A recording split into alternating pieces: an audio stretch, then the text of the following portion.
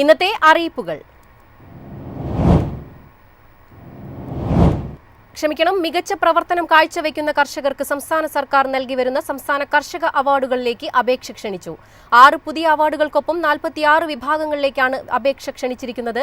കർഷകർക്ക് അവരുടെ അപേക്ഷകൾ അതാത് കൃഷിഭവനുകളിൽ സമർപ്പിക്കാവുന്നതാണ്. പൂരിപ്പിച്ച അപേക്ഷാ ഫോറം, ഭൂമിയുടെ രേഖകളും നടപ്പാക്കിയ കാർഷിക പ്രവർത്തനങ്ങളുടെ വിശദാംശങ്ങളും സഹിതമാണ് അപേക്ഷകൾ സമർപ്പിക്കേണ്ടത്.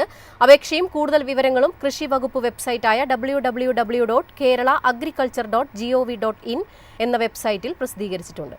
ഓഗസ്റ്റ് 3 ദേശീയ അവയവദാന ദിനത്തോടനുബന്ധിച്ച് Kerala state organ and tissue transplant organisation college വിദ്യാർത്ഥികൾക്കും +1, +2 വിദ്യാർത്ഥികൾക്കുമായി പോസ്റ്റർ ഡിസൈൻ മത്സരം സംഘടിപ്പിക്കുന്നു. ജീവനേകാം ജീവനാകാം എന്നതാണ് വിഷയം.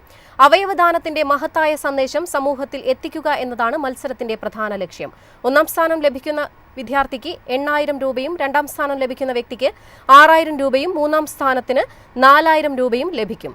മത്സരത്തിൽ പങ്കെടുക്കാൻ താൽപ്പര്യമുള്ളവർ പോസ്റ്റർ ഡിസൈനുകൾ ജൂലൈ 30-നകം ed.ksauto@gmail.com അല്ലെങ്കിൽ cru.ksauto@gmail.com എന്ന ഇമെയിൽ ഐഡിയിലേക്ക് അയച്ചു നൽകണം.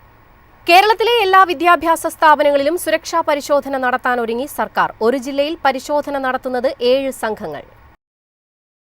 കേരളത്തിലെ എല്ലാ വിദ്യാഭ്യാസ സ്ഥാപനങ്ങളിലും സുരക്ഷാ പരിശോധന നടത്തുമെന്ന സംസ്ഥാന സർക്കാർ. ജൂലൈ 25 മുതൽ 31 വരെ പൊതുവിദ്യാഭ്യാസ ഓഫീസർമാർ മുഴുവൻ സ്കൂളിലും പരിശോധന നടത്തും. ഒരു ജില്ലയിൽ 7 സംഘങ്ങളാണ് പരിശോധന നടത്തുക.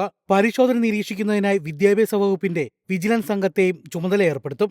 ഓഗസ്റ്റ് 12 ചേരുന്ന സുരക്ഷാ സമിതി യോഗത്തിൽ പരിശോധനാ റിപ്പോർട്ട് അവതരിപ്പിക്കണമെന്ന് വിദ്യാഭ്യാസ മന്ത്രി വി. ശിവൻകുട്ടി പറഞ്ഞു. സുരക്ഷ സംബന്ധിച്ച പ്രശ്നങ്ങൾ നിരന്തരമായി ഉണ്ടായതിനു പിന്നാലെ സ്കൂളുകളുടെ ഭൗതിക സാഹചര്യം പരിശോധിക്കാൻ സർക്കാർ തയ്യാറാവണമെന്ന ആവശ്യം ഉയർന്നതിന്റെ പശ്ചാത്തലത്തിലാണ് നടപടി. News desk, MyFin TV.